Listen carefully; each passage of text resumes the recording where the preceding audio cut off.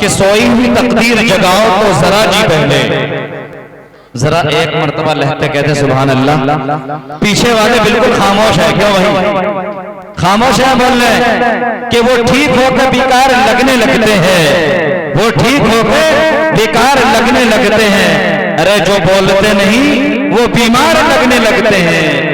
ارے اپنا تعلق ہے اس قبیلے سے جہاں غلام بھی سردار لگنے لگتے ہیں. کہ سوئی ہوئی تقدیر جگاؤ تو ذرا جی بہلے. نعت سرکار سناؤ تو ذرا جی بہلے. جیسے صدیق و عمر ہے نبھائی یاری. دوستی ایسی نبھاؤ تو ذرا جی بہلے.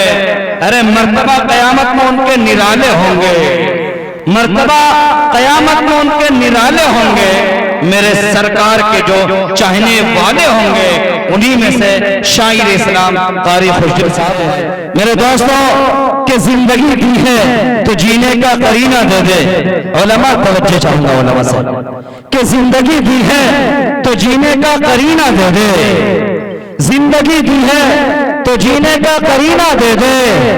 میرے مولا مجھے رہنے کو مدینہ دے دے. زندگی دی ہے تو جینے کا قرینہ دے دے. زندگی دی ہے تو جینے کا قرینہ دے دے. میرے مولا مجھے رہنے کو مدینہ دے دے. جن کی خوشبو سے دو عالم نے مہک پائی ہے. جن کی خوشبو سے دو عالم نے مہک پائی ہے. ایک قطرہ مجھے آقا کا پسینہ دے دے.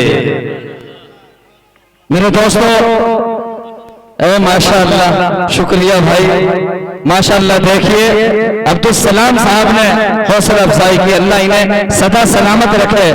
میرے دوستو میں نے ایک شعر ایک زمانے میں جب میں نوئیڈا میں امام تھا قلم بند کیا تھا کہ محمد کا عاشق بنا دے مجھے. محمد کا صلی اللہ علیہ وسلم محمد کا عاشق بنا دے مجھے. چھوٹی سی کاوش قاری خسرو صاحب کہ محمد کا عاشق بنا دے مجھے. مدینے کا سفر کرا دے مجھے. محمد کا عاشق بنا دے مجھے. مدینے کا سفر کرا دے مجھے. بس اتنی ہی آرزو ہے سیاد خدا حج بیت اللہ کرا دے مجھے. کہ خدا کی قسم بڑے خوش نصیب ہے میرے یاروں میرے دوستوں وہ لوگ جو مکہ اور مدینے سے مقدس سرزمین سے لوٹ آئے ہیں حج یا عمرہ کر کے آئے ہیں. دعا کرے اللہ تعالی ہم تمام کو حج بیت اللہ کی زیارت نصیب فرمائے. خدا کی قسم وہ منظر عجیب ہوتا ہے.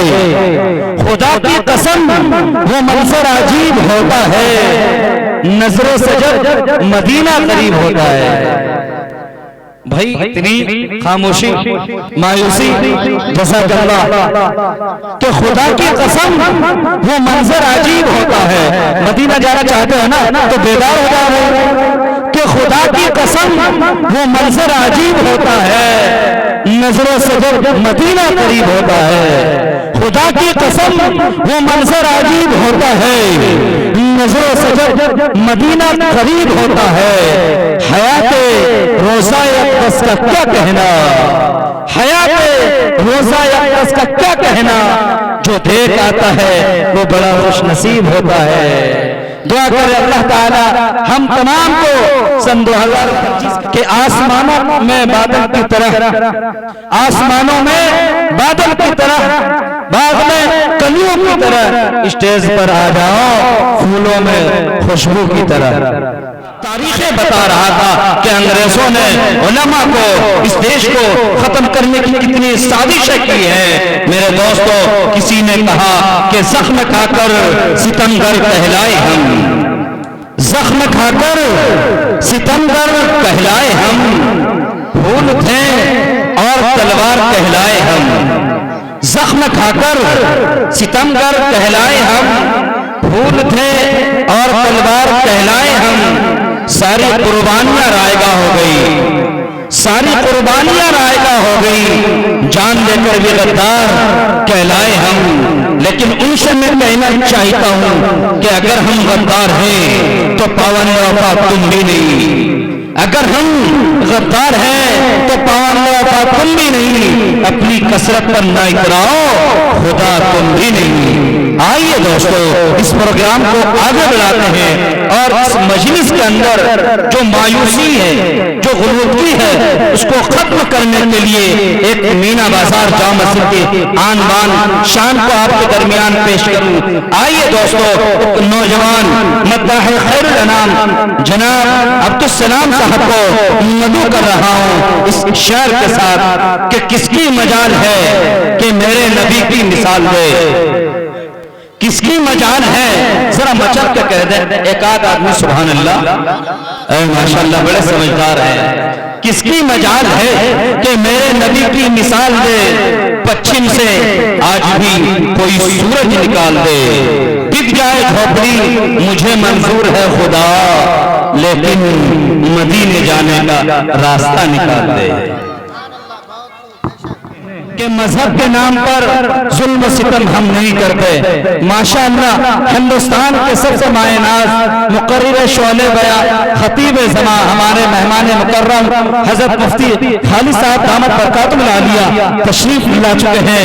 انشاءاللہ حضرت کے خطاب نایاب کو ان قریب سننا ہے کہ مذہب کے نام پر ظلم و ستم ہم نہیں کرتے، مذہب کے نام پر ظلم و ستم ہم نہیں کرتے، وفا کی آڑ میں سیاست ہم نہیں کرتے، ارے زمین کی کوکھ میں بھی جاتے ہیں تو علماء سے توجہ چاہوں گا کہ مذہب کے نام پر ظلم و ستم ہم نہیں کرتے، وفا کی آڑ میں سیاست ہم نہیں کرتے، ارے زمین کی کوکھ میں بھی جاتے ہیں تو غسل کر کے، زمین کی کوکھ میں بھی جاتے ہیں تو غسل کر کے وطن کی مٹی کو ہم ناپاک نہیں کرتے۔